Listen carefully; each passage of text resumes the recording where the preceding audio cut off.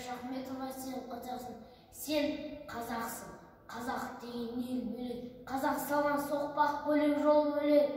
Киіз жер сияқты, жұп-жұмыр, шаңар күн сияқты, дөңгелек. Сен қазақсың. Bir Allah'ın kulusun, adam kul болған құрысын, жойқырсың, зұлматтарды жойылмай қалған қағармайды ұлысың. Сен қазақсың, ұлы дала тұғыры, күмбір күрескерлі ғұмыры, тірескеннен дірілдеткен зесін, тұлпарының тұяғының дүбірі. Сен қазақсың, байрығы жұрт түздеген, табиғаттан тән-тамырын үзбеген, қолын жайып көктен өмір сұраған, жер бетіне жүректі іздеген. Сен қазақсың, қазы нәсіп құт, қазақ болу ғаламатқа ғашықтық.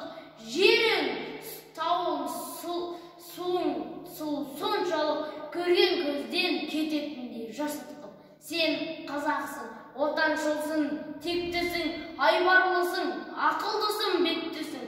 Көп болуға, бір болуға тиіссің, көрмеусің, жат мінезге тепкісің. Сен қазақсың, рух еркін, өз еркін, мұзбалақсың, сорғалаған сөз еркін, қайталанбас күйшісің, сен қиялған домбыраның өзегіне өзегін.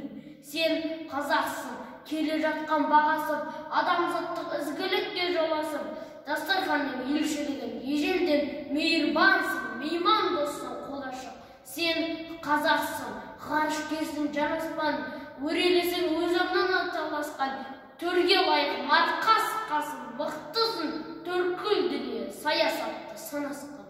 Сен қазақсың, қазақ едің туғанда, онда дүние тағылымнан ілгалда, ата жұрттан, ана тілден айырылма, төбенде күн, төменде жер тұрған